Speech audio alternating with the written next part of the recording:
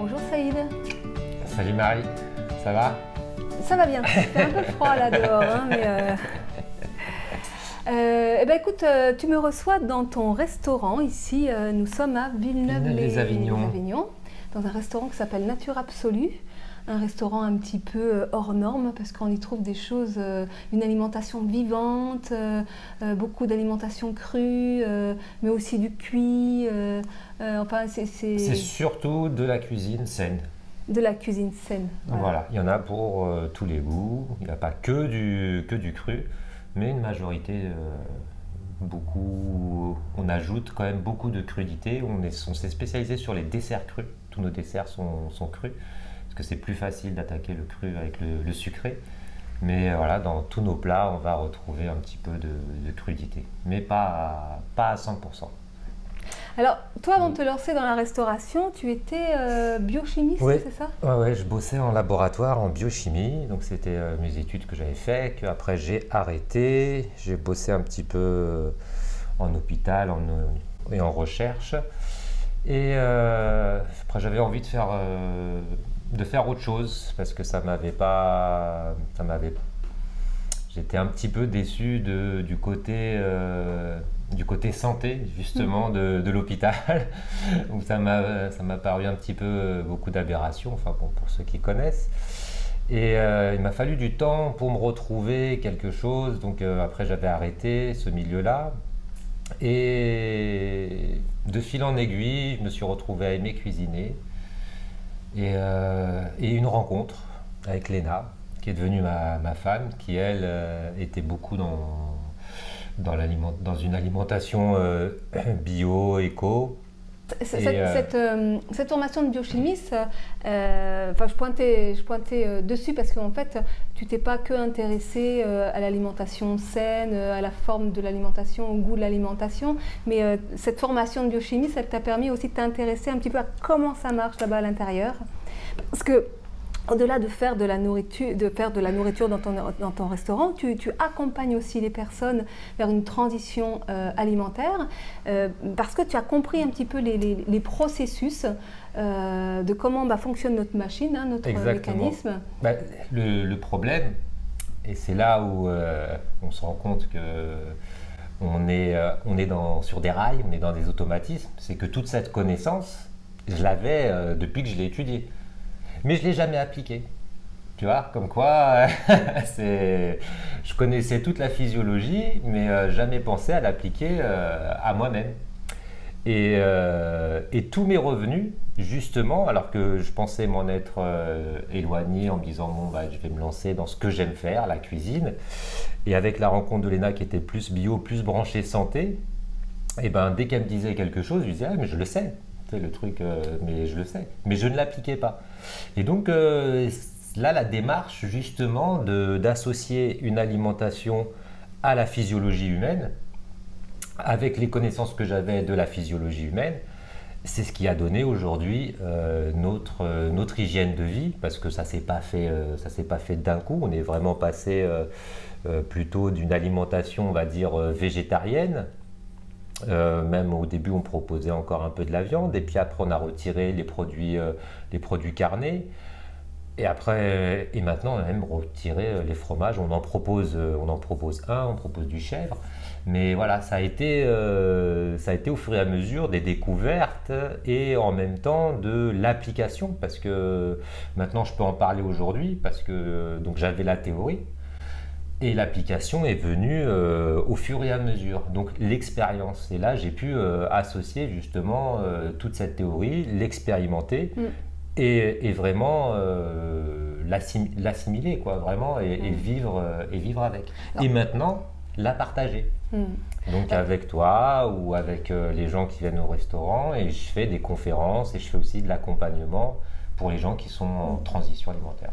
Alors, ce que je trouve super intéressant dans ta démarche, c'est que tu n'es absolument pas dogmatique. C'est-à-dire que tu proposes une alimentation vivante, mais tu es toi-même vivant, que la vie est vivante et qu'elle ne rentre pas dans justement dans des théories trop carrées et qu'à un moment donné, il faut aussi dépasser la théorie pour aller dans le vivant, tout simplement. Exactement, retrouver son bon sens, son ressenti. C'est pour ça que je veux pas d'étiquette, on veut pas d'étiquette. Souvent, le resto, on nous dit on est végétarien, on est vegan. Pas vraiment. On propose un choix forcément qui est végétal, avec, je vous disais, très peu de produits carnés. Le seul qu'on a, c'est un fromage de chèvre. Mais nous, après, personnellement, on s'en autorise un petit peu. Mais qu'est-ce que c'est un petit peu? C'est 2-3 fois dans l'année. Donc voilà, on est vraiment... mais parce que justement, alors qu'est-ce que le dogme? C'est que tout est dans une case. Et nous, on veut pas se retrouver dans cette case, parce que c'est une alimentation qui est adaptative. Ça veut dire que on s'adapte à qui on est sur le moment. Ça veut dire que c'est le principe de la transition. Ça veut dire qu'à un moment, on va changer. On peut aller plus loin, on peut reculer pour re-avancer. Je veux dire, il n'y a rien de figé. On n'est pas dans le dogme ou dans la religion. Ah mince, j'ai mangé un bout de fromage, c'est pas bien ce que j'ai fait. Non, justement, c'est le principe du corps humain, c'est qu'il est hyper adaptable. C'est la loi de l'Hormèse, on peut l'adapter.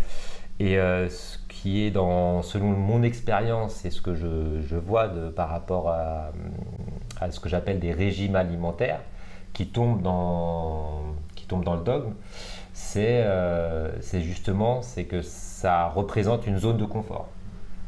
Et que cette zone de confort, le dogme est une zone de confort, ça veut dire qu'on ne peut plus sortir de sa zone de confort parce que sinon c'est mal.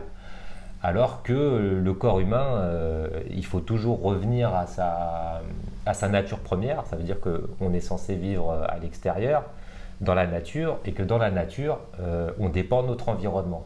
Et l'environnement, il change tout le temps. Voilà. Donc, si l'environnement change, je ne parle pas que de température ou d'ensoleillement.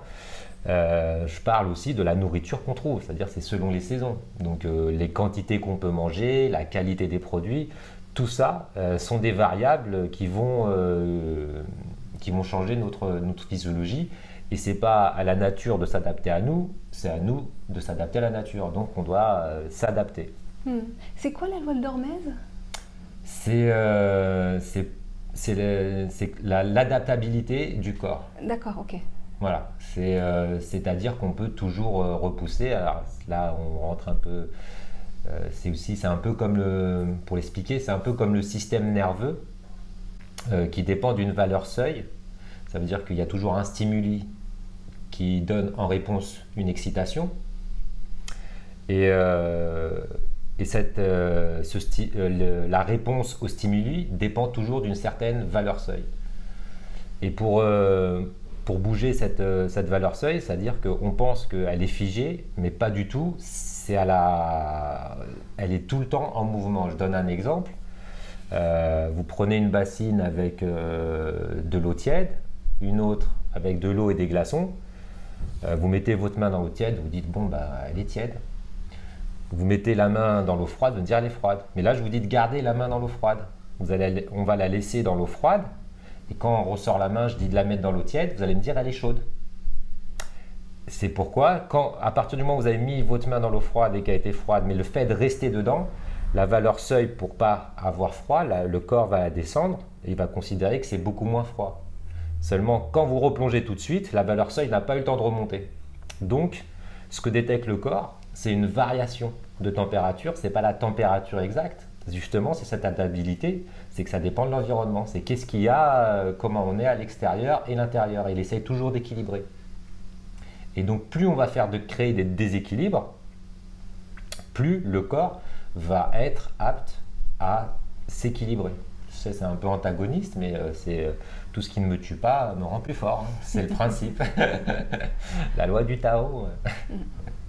Alors, du coup, cette petite émission, elle avait pour intention d'aborder les premiers pas vers une transition alimentaire. Et là, on se retrouve face à la notion d'hygiène du côlon.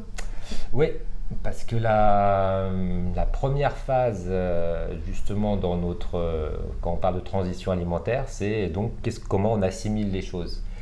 Et la plus grosse partie du système digestif qui va assimiler, ce sont les intestins.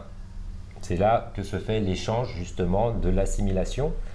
Et un peu plus loin, donc il y a les intestins grêles et après le gros intestin. Et le gros intestin, lui, il a un rôle un peu plus important, c'est que il est en assimilation et en élimination. Ça veut dire que tous les déchets, nos déchets du métabolisme humain, ils vont aller vers ce qu'on appelle les émonctoires. Alors, les émonctoires, il y a les deux principaux que sont le côlon et les reins. Et après, il y a ce qu'on appelle les muqueuses, donc il y a les poumons et la peau. Les poumons, le nez, la sphère ORL et la peau, qui sont des émonctoires secondaires. Selon, donc si la porte de sortie principale est bouchée, on prend les sorties de secours. Et donc, normalement, les sorties de secours servent en cas de secours. Donc, et aujourd'hui, le problème, c'est que chez beaucoup de gens, le côlon va être obstrué par beaucoup de matière. Et donc, hop, on utilise beaucoup plus les sorties de secours. C'est pour ça qu'on peut avoir des problèmes de peau, des toux chroniques, le nez qui est tout le temps bouché. Ça n'a rien à voir avec le rhume ou ça, c'est juste votre corps, notre corps plutôt même, qui essaye d'éliminer ces déchets. Et il le fait pour nous sauver la vie, parce que plus on a de déchets, plus on risque de tomber malade. Donc voilà, le but c'est vraiment d'éliminer un maximum. Et cette transition, quand on veut changer, donc on crée un changement physiologique, la première chose à faire, ça va être d'attaquer le système digestif, c'est une transition alimentaire, mais c'est surtout au niveau du côlon, parce qu'une bonne hygiène du côlon, ça va augmenter notre capacité d'assimilation et, très important, la capacité d'élimination. Et donc voilà, on fait tout un travail. Il existe différentes manières après de nettoyer son côlon, mais le mieux, c'est par une régularité, ça veut dire dans son alimentation. Si on n'apporte que des éléments qui vont pouvoir nous permettre aussi bien d'assimiler, donc qui vont être riches en nutriments, donc d'avoir une bonne qualité d'assimilation au niveau de l'énergie qu'on va pouvoir obtenir, et aussi une bonne capacité d'élimination pour éviter que les toxines stagnent trop longtemps et fermentent en nous, et donc augmentent cette toxémie qui nous rend malade. Et donc l'une des premières choses à faire, c'est l'analyse, en gros, entre guillemets, l'analyse des selles. C'est-à-dire que si on est bien, on a une selle régulière. Donc là, il faut prendre l'humain quand il n'est pas encore pollué, on va dire. Donc quand il est bébé, et encore aujourd'hui c'est un peu... Mais un bébé, pour ceux qui en ont, ils peuvent savoir, c'est qu'une tétée est égale à une couche. Donc un bol alimentaire est égal à une selle. Et si on n'en est pas là, c'est que la selle, elle reste là et qu'elle traîne. La selle nous reste sur l'estomac, c'est ça? Pas sur l'estomac, dans les intestins. Mais voilà, on ne fait pas de place. Et donc, il faut toujours voir que c'est des produits... la digestion, c'est une décomposition. Donc, on crée du compost. La selle, c'est quoi? C'est de la matière organique. On en a retiré ce qu'on a besoin, donc les nutriments et l'énergie, le sucre, l'eau, la vitalité. Donc, vraiment, l'élément, s'il est vivant, bien sûr, il faut qu'il soit vivant. Donc on retire cette vitalité et le reste, c'est de la matière organique en décomposition. Alors la matière organique en décomposition, c'est du compost, donc ça doit retourner à la terre. Mais seulement, c'est que si ça reste trop longtemps en nous, vous pouvez faire l'expérience, hein, vous prenez un sac poubelle, vous mettez, sans même les digérer, vous mettez des aliments dedans, vous le fermez et vous le mettez au soleil un jour où il fait beau, parce qu'il nous faut 37 degrés, le ventre, on est à la température du corps et à 37 degrés, et vous laissez ce sac à 37 degrés. Et vous laissez 4-5 heures, juste 4-5 heures pour voir. C'est le temps à peu près d'une digestion. Normalement, quand on est en bonne santé, c'est 3 heures. Et plus ce temps est long, plus on est en mauvaise santé. Et vous attendez au bout de 5 heures et vous allez ouvrir le sac. Et ça ne va pas être très beau. Ça ne va pas être très bon. Ok, juste 5 heures. Maintenant, vous le refermez et puis vous le laissez 12 heures par exemple. Il faut bien vous dire que pour ceux qui vont à la selle une fois par jour, c'est une fois toutes les 24 heures. Donc votre sac, là, vous le laissez 24 heures à 37 degrés et vous revenez le voir, vous allez voir dans quel état il est. Et encore, il n'y a pas les sucs digestifs qui ont agi, il n'y a pas de flore. C'est juste, on laisse de la matière organique à 37 degrés dans un milieu clos, et ça crée de la putréfaction. Et faut vous dire que si on va à la selle juste une fois toutes les 24 heures, c'est exactement ce principe-là que tout ce qui traîne va fermenter. Alors c'est normal qu'il y ait une fermentation au niveau du côlon. Il y a de la lactofermentation qui est plutôt bénéfique, mais après il y a tous les corps qui vont putréfier. Et si on mange des produits carnés, la cadavérine qui est une protéine carnée va se transformer en cadavérine, qui est très toxique. La putrécine en acide putrique. Donc toutes ces choses-là qui sont issues d'une fermentation longue sont des toxiques. Et ce qu'il y a, c'est que le corps humain, il n'est pas fait pour garder cette quantité de toxines. C'est pour ça qu'il y a une sortie et que c'est censé retourner vers l'extérieur. Et donc plus on va emmagasiner de toxines, plus on va demander à notre corps une défense contre ces toxiques. Alors qu'est-ce que c'est la défense? C'est notre système immunitaire, donc qui nous défend, et en même temps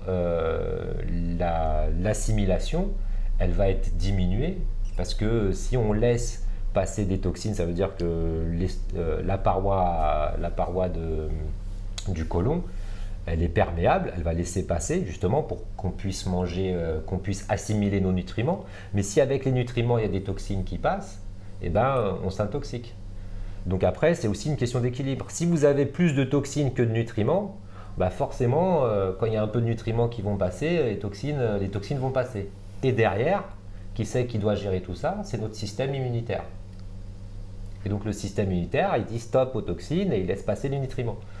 Seulement, c'est que le système immunitaire, c'est nos globules blancs, les macrophages, tout ça, et il y a un front permanent, justement, si on retient et qu'on ne va pas à la selle régulièrement, les toxines, elles vont essayer de rentrer, et le système immunitaire, il est tout le temps là en train de bloquer. Donc, il est en guerre en permanence, parce qu'à chaque fois, on fait des mises en bouche, donc on ramène un bol alimentaire sur bol alimentaire, mais le bol alimentaire, normalement, hop, il doit partir pour faire de la place à un autre bol. Seulement, c'est que là, on s'enquille 3 bols alimentaires dans la journée. Petit déj, déj et dîner. Avec... alors, je suis sympa quand je dis une selle par jour, c'est que il y a des gens, quand ils me disent j'y vais une fois tous les 3 jours. Une fois tous les 3 jours, si on compte 3 repas par jour, ça fait 9 repas dans les intestins. Des déchets, parce qu'on a assimilé, mais il reste quand même les matières qui sont censées être en décomposition et qui sont censées être évacuées. Si elles ne sont pas évacuées, elles restent à l'intérieur et elles pourrissent. Donc on est sur une toxémie. Et le fait que nos poubelles fonctionnent mal, c'est pas que lié à l'alimentation, à notre alimentation. Il y a aussi des facteurs de stress. Des facteurs émotionnels. Le système digestif, c'est assez compliqué. C'est que justement, c'est ce que j'ai dit tout à l'heure, c'est que le côlon, il a deux fonctions, l'assimilation et l'élimination. Dans l'assimilation, donc il faut voir que dans le côlon, il y a le bol alimentaire, donc les déchets du bol alimentaire, on en retire les nutriments et la vitalité. Donc ça, c'est du compost. Mais à ceci se mélange quoi? tous les déchets du métabolisme. C'est-à-dire que notre corps fabrique des déchets. Ça veut dire que quand le métabolisme, c'est l'ensemble de l'anabolisme, du catabolisme. Mais quand le corps fabrique, c'est comme une usine ou quoi que ce soit, il fabrique des déchets. Hop là, attention. Dans le métabolisme humain, c'est emmêlé voilà. Le métabolisme humain, on fabrique des déchets. Et ces déchets, normalement, ils doivent sortir. Et le corps utilise donc les émonctoires. Donc l'émonctoire principal, c'est le côlon. Donc beaucoup de déchets. Alors qu'est-ce qu'il y a dans les déchets? Il y a tous les déchets catabolitiques, plus les déchets de la réaction immunitaire. Et tout ça, il l'envoie où? Il l'envoie au côlon. Donc notre selle n'est pas composée que de ce qu'on mange. Elle est composée de ce qu'on mange en décomposition, plus tous les déchets du corps humain. Donc c'est pour ça que je dis qu'il a un double rôle et que tous ces déchets, alors les déchets justement du corps humain, les déchets du catabolisme, là ça va vraiment dépendre des personnes, mais tout ça c'est drainé par la lymphe, le système lymphatique qui est c'est un peu le système romain des caniveaux. La lymphe, il y en a partout, elle suit les circuits sanguins, tous nos organes trempent dans la lymphe. Et en gros, c'est comme si vous êtes devant, vous ouvrez la porte de chez vous, vous avez vos poubelles, hop, vous les balancez dehors, et il y a un courant qui les prend. Ça s'appelle la lymphe. La cellule, c'est la maison. La cellule, quand elle jette ses déchets, elle les jette à l'extérieur de la cellule. Il n'y a pas de tri, il n'y a pas de ramasseur, il n'y a pas le meilleur système, justement, c'est qu'il y a un courant tout le temps, hein, le système romain du caniveau, qui est tout le temps de l'eau qui coule, on jette dans l'eau l'emmène un peu plus loin, donc jusqu'au fleuve, après le fleuve jusqu'à la mer, et là après il y a toute la décomposition qui se fait. Seulement c'est que si ce système de caniveau, donc qui est la lymphe, ce liquide qui coule, il est obstrué, c'est-à-dire il est chargé, ça veut dire que toutes les cellules jettent leurs déchets, plus on va avoir de déchets cellulaires, enfin des déchets du métabolisme, donc du catabolisme, plus cette lymphe va être chargée au bout d'un moment. Alors pour la lymphe, c'est tout simple. Pour comprendre ce que c'est, quand on a la goutte au nez en hiver et que c'est juste ce petit liquide translucide légèrement salé, ça c'est de la lymphe qui est propre. De la lymphe qui est sale, qui est chargée en produit par exemple de la réaction immunitaire, c'est la morve. Quand c'est vert et le pus, tout ça, c'est quoi? Le pus ou le mucus, on va dire, c'est des déchets de la réaction immunitaire. Ça veut dire que c'est tous les anticorps, les macrophages qui ont mangé les microbes, qui les ont neutralisés, et hop, ils les balancent dans la lymphe, et après cette lymphe, elle se charge, elle devient moins fluide, parce qu'elle est chargée. Et tout ça, ça va où? Au niveau du côlon. Seulement, c'est qu'au bout d'un moment, si votre côlon, il est surchargé, ça veut dire que la lymphe arrive au niveau du côlon, elle ne peut pas évacuer parce que c'est bouché, donc il y a une partie qui va au rein, et après, il se dit, mais on ne peut pas garder tous ces déchets, parce que c'est simple, hein, c'est exactement pareil sur une ville. L'un des plus gros problèmes d'une agglomération, c'est quoi? La gestion des déchets. Parce que vous prenez une grosse ville comme Paris, si les éboueurs font grève au bout d'un jour, ça devient vous avez un tas de détritus partout. Donc c'est pareil dans le corps humain. Si la gestion des déchets est mal faite, mais le corps humain il est bien fait, donc il va chercher des portes de sortie. Et c'est là où il va utiliser les portes de sortie secondaires, que sont les poumons, le nez et la peau. Et là, il y a les problèmes de peau. Donc du pus qui sort de la peau, c'est quoi? C'est des réactions, c'est la réaction du système immunitaire, mais pas que. Parce que là, je parle par exemple, on est des machines à faire des déchets. Ça veut dire que c'est assimilation, élimination. On met quelque chose en bouche, on a une selle.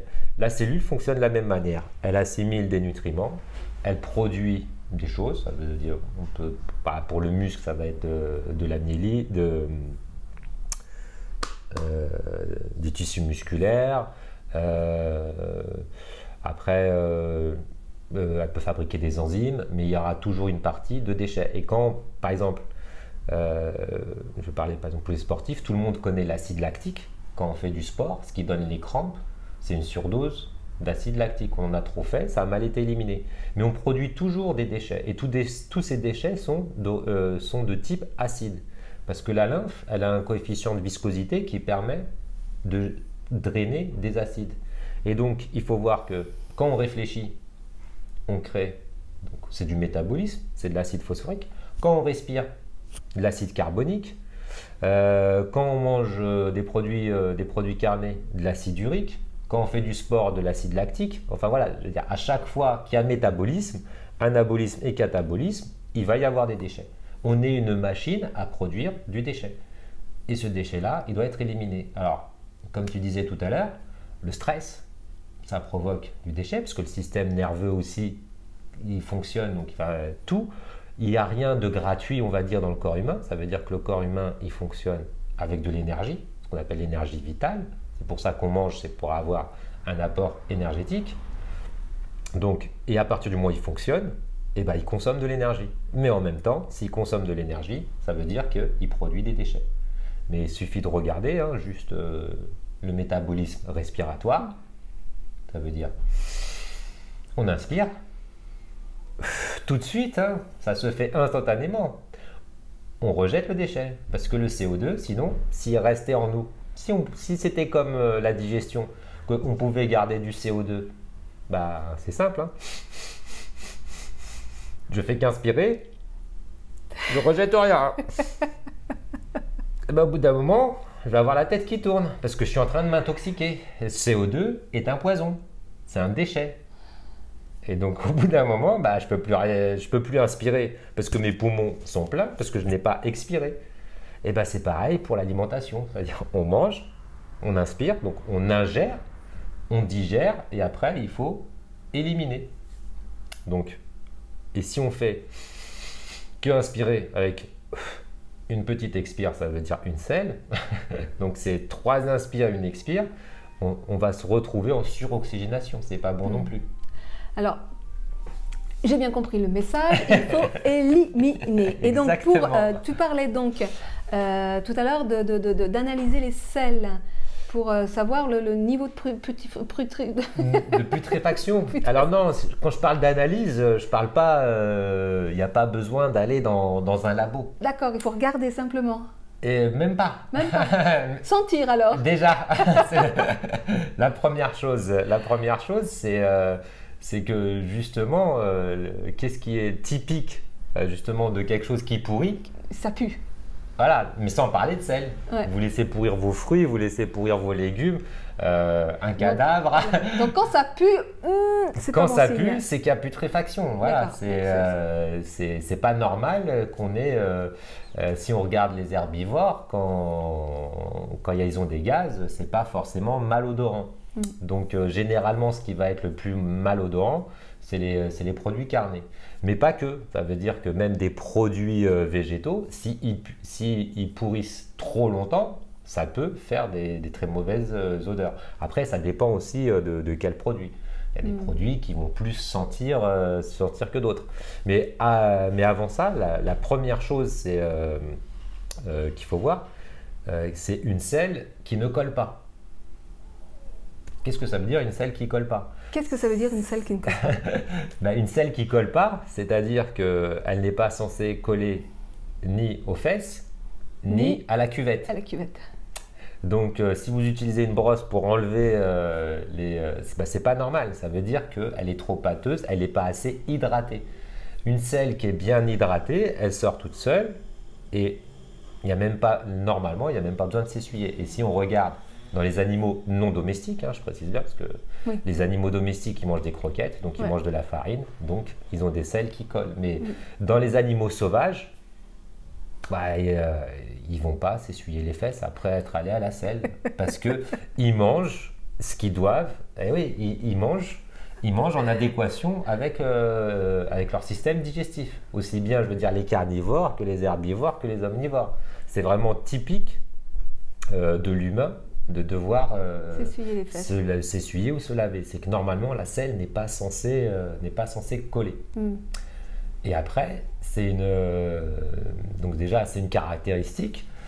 Et aussi, une selle, normalement, elle ne doit pas avoir une odeur justement trop prononcée. Donc déjà, rien que ces deux caractères vous donnent une idée de comment ça se passe à l'intérieur du côlon. Donc ça donne une idée de l'état de putréfaction. Plus ça va sentir mauvais, plus ça veut dire que ça a traîné.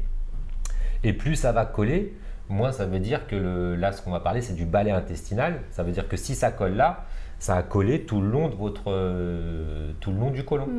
Donc, et donc là, si ça a collé, ça veut dire que vous n'avez pas complètement éliminé tout votre bol alimentaire et qu'il en reste toujours. Et dans les selles, il n'y a pas une histoire de celles qui flottent ou de celles qui coulent Oui, ça dépend après de... ça dépend de ce qu'on a mangé. D'accord, il n'y a pas une histoire de toxines, c'est-à-dire qu'une selle qui coule, elle est pleine de toxines, une selle qui flotte... Non, là, pour moi, c'est trop...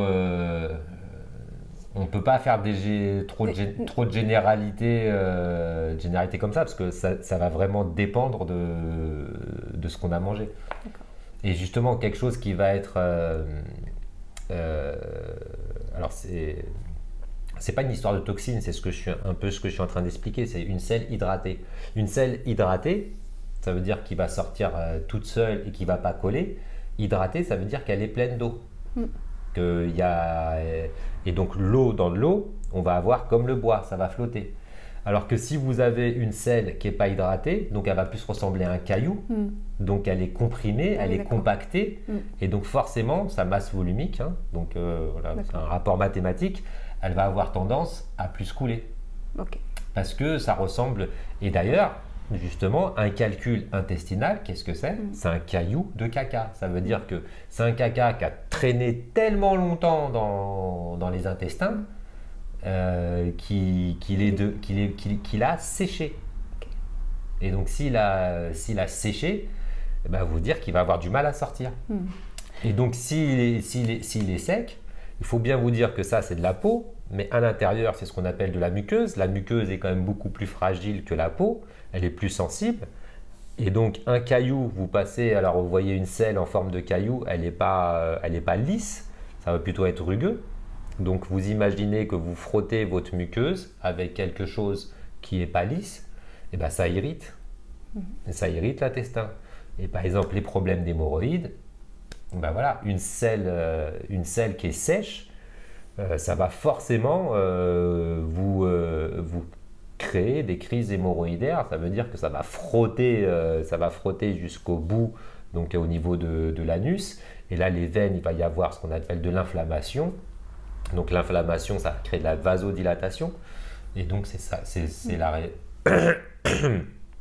ce que sont les hémorroïdes. Ce sont juste des veines qui à force d'être chauffées, d'être inflammées, peuvent même jusqu'à éclater.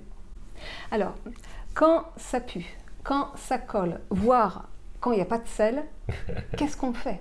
Qu'est-ce qu'on fait? Eh ben, il faut changer quelque chose. Déjà, donc se ramener, on va aller vers des produits, vers des aliments qui vont créer du balai intestinal.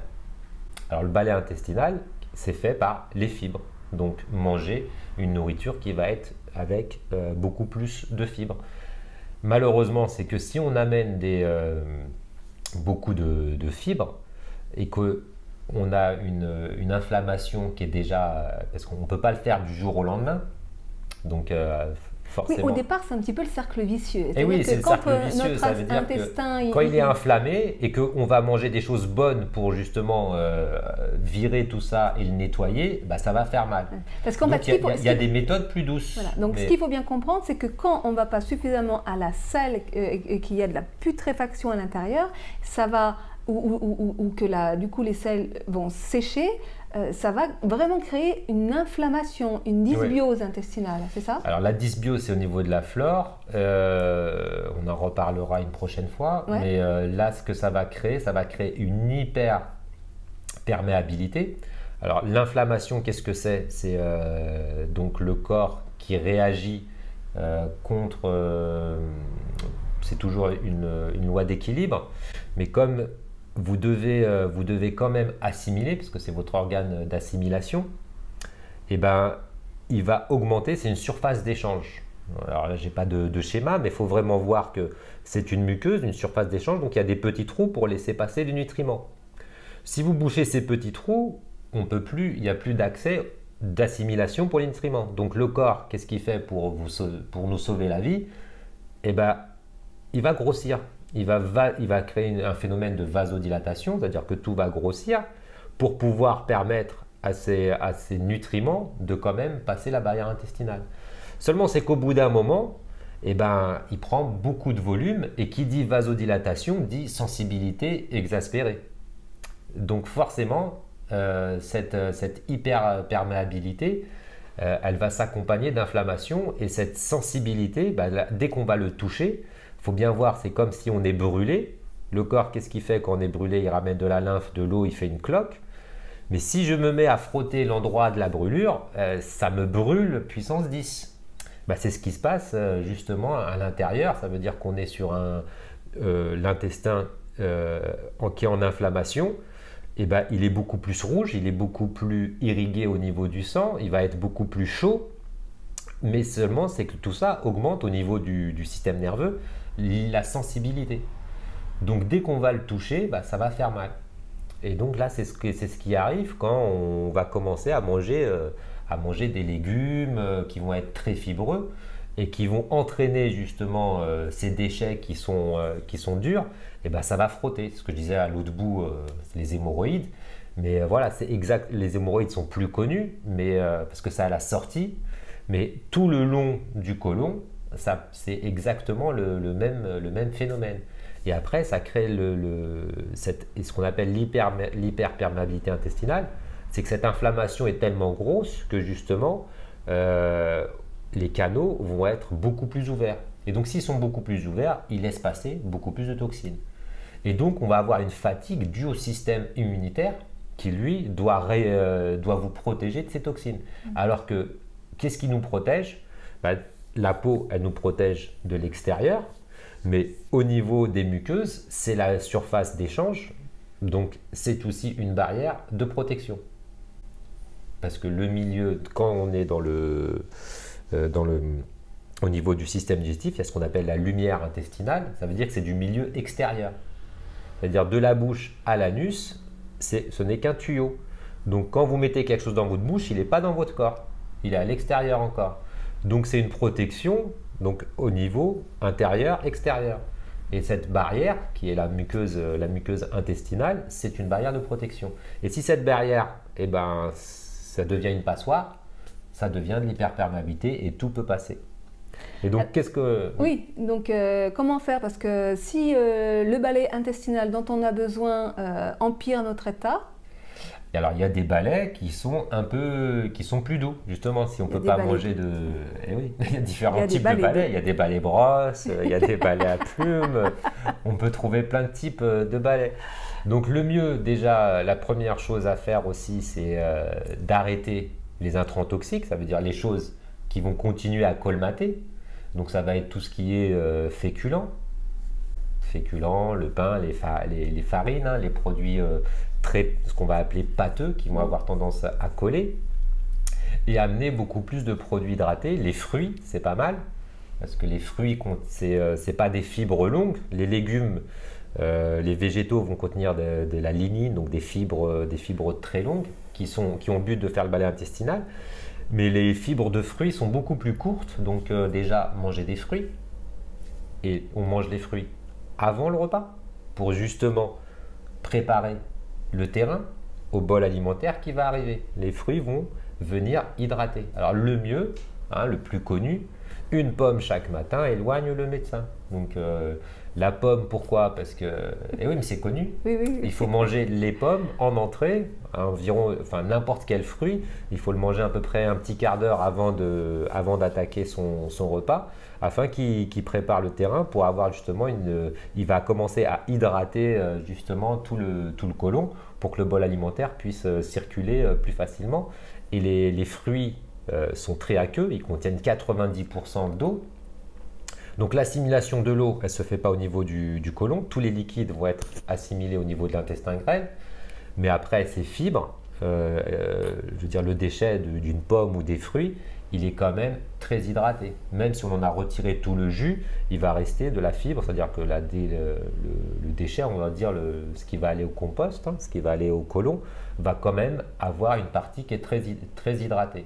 Et donc ça permet d'hydrater justement tout ce qui est sec au niveau du côlon. Après, il y a le repos intestinal. C'est-à-dire là, on arrête de manger. Le jeûne. Le jeûne. On arrête de manger. Et là, qu'est-ce qui se passe? Déjà, ça permet justement d'arrêter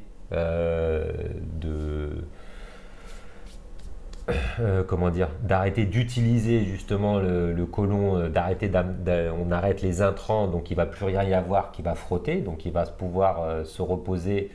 Et donc le système immunitaire derrière se repose, le système nerveux se repose, et ça va justement, s'il se repose, il peut faire sa capacité, il va être que dans un seul sens, parce qu'il est assimilation et élimination. En arrêtant les intrants, il a 50% de travail en moins parce qu'il va être qu'en élimination. Donc ça, c'est aussi une technique. Après, il en existe plein d'autres. La purge. Alors la purge avec des eaux salées, nigari, chlorure de magnésium, il existe plein de types de purges, aux huiles, l'huile de ricin, l'hydrothérapie ou ce qu'on appelle les lavements, même sans parler d'hydrothérapie, ça veut dire qu'on va injecter de l'eau directement par voie anale. Alors quel est le but d'injecter de l'eau? Juste de l'eau, c'est d'hydrater et ces sels. Alors il faut bien voir pourquoi on fait ça. C'est comme un plat à gratin. Quand vous avez votre plat à gratin pour le laver, qu'est-ce que vous faites? Vu que le gratin, c'est quoi? Le fromage et tout qui est collé, qui est complètement déshydraté, qui a été carbonisé, il est complètement collé. Donc on va mettre de l'eau, on attend une nuit, on gratte, et seulement c'est qu'il y a juste la partie en surface qui a été hydratée. Donc après, on remet de l'eau, on attend d'hydrater justement la partie surface, on gratte et on y retourne. Pareil, donc en lavement, c'est ça, on met de l'eau, on va à la selle, on remet de l'eau, on va à la selle, donc on y va, on le fait en plusieurs fois. Et l'hydrothérapie, c'est le même principe, seulement c'est que ça va aller un peu plus loin. Ok. Cependant, quand on a vraiment une grosse inflammation intestinale, et je sais que j'ai traversé ça dans ma vie, plus question de manger du cru, même des fruits. Pas question de faire des purges parce que c'est à se tordre de douleur. Les lavements, pareil. Plus rien n'y fait, quoi. Et qu'est-ce qui reste? Qu'est-ce qui reste? Le jeûne. Le jeûne. Mais il y a aussi, parce que, c'est-à-dire qu'il y a le jeûne, ok, oui. D'ailleurs, c'est bien. Mais il y a aussi, les jus de légumes. Parce que l'idée, c'est quand même de désenflammer l'intestin. Et justement, c'est ce que je disais, c'est qu'on arrête les intrants. Et tout à l'heure, j'ai dit que justement tout ce qui était aqueux, tout ce qui est liquide, se fait au niveau de l'intestin grêle, donc du petit intestin. Donc là, justement, on arrête tous les intrants, mais on ne va pas, pour ceux qui arrivent à jeûner ou qui sont praniques, il n'y a pas de problème. Mais pour ceux qui veulent quand même continuer à manger et faire un apport de nutriments, la meilleure solution, c'est ce qu'on avait appelé le jeûne au jus, ou pour moi c'est plutôt une diète de jus, mais c'est qu'on va ramener, c'est-à-dire qu'à la place, au lieu que ça soit nous qui fassions la digestion, ça veut dire la dégradation, on va utiliser une machine qui est à l'extérieur qui s'appelle l'extracteur de jus. L'extracteur de jus, il broie, et nous c'est plutôt notre bouche. Après, il y a tout un système au niveau de l'acidité, c'est aussi pour casser les fibres, les membranes des végétaux qui sont le pectéocellulosique. Enfin, tout ça, c'est des réactions chimiques, mais c'est ce que fait, d'un point de vue mécanique, un extracteur de jus. Donc, on enlève toutes les fibres. Donc, c'est ce qui irrite quand on est en hyper-inflammation, en hyperperméabilité. On retire toutes les fibres et on n'en garde que l'essentiel. Ça veut dire les minéraux, les sucres, les micronutriments. Et là, quand on va boire ces jus-là, ça va être assimilé directement au niveau de l'intestin grêle. Donc, qu'est-ce qu'il va y avoir au niveau du côlon? Rien. Donc, c'est une façon de s'alimenter qui est justement une solution pour laisser le côlon au repos et le laisser s'auto-réparer. Sachant qu'en même temps, même dans les jus, il y aura quand même des petits déchets, mais qui seront plutôt bénéfiques justement pour réparer le côlon. Mais il n'y a rien de mieux que le repos. Et qu'est-ce que je veux dire? Après, il y a une autre chose aussi qui peut être très bien aussi pour les gens qui sont... Après, tout dépend du niveau d'hyperperméabilité, enfin d'hyperinflammation. C'est tout ce qui va être lactofermenté, aussi bien en jus que en légumes, enfin à manger, parce que la lactofermentation, c'est une prédigestion. Donc c'est du boulot en moins pour nous. De la même manière que quand on va utiliser les jus, on va utiliser quelque chose de mécanique. Donc c'est juste, on broie et on sépare les fibres et la partie liquide. Avec la lactofermentation, on utilise un procédé bactériologique, donc biochimique, donc c'est du vivant. Il n'y a pas de cuisson, c'est pas une dégradation, chimique. Donc c'est pas on n'est pas en cuisson, on concentre pas le taux de sucre. Donc là, on est vraiment sur ce que fait c'est le travail au niveau de la flore intestinale. Seulement, il est déjà fait à l'extérieur, dans les bocaux. Et quand on amène, on va déjà avoir des produits qui sont beaucoup plus assimilables. Les fibres vont être cassées. C'est déjà ce que j'appelle du prédigéré. Et donc bon, là, on peut... ça va être... Alors, c'est pour ça que je dis que ça dépend du taux d'inflammation. C'est qu'il y a des gens qui vont pouvoir le manger, mais si on est vraiment hyper inflammé et que, en gros, on supporte même plus de manger, ça devient un peu plus complexe. Mais là, la seule méthode, c'est le jeûne ou les jus. Ok. De toute façon, sur la lactofermentation, qu'on appelle ça, les EM, on va faire une émission on en spéciale, reparlera. Donc on en spécial reparlera. Bokashi, voilà. Et spécial... Mais là, je peux commencer juste à dire que voilà, après, parce qu'on était dans le côlon, que justement, une partie importante du côlon, c'est notre flore. La flore intestinale qui aide justement à l'assimilation et au traitement justement des déchets. Et l'importance de cette flore, c'est qu'elle est justement à l'extérieur, elle fait partie de ce que j'appelais tout à l'heure la barrière, c'est-à-dire qu'elle a un rôle de défense. Mais pour qu'elle ait ce rôle de défense et d'aide, il faut qu'elle soit symbiotique. C'est-à-dire qu'il y a deux types de flore. Il y a la flore pathogène et la flore symbiotique. La flore symbiotique, comme son nom l'indique, c'est en symbiose. Donc, c'est des hôtes. On a des hôtes en nous qui nous aident. C'est un échange réciproque. Tu me donnes, je te donne, et inversement, et en même temps, je te loge. Et le pathogène, c'est tout le contraire. C'est je prends. Et par contre, il nous refile tous ces déchets. Dans la symbiose, les déchets sont bénéfiques pour nous. C'est-à-dire que les déchets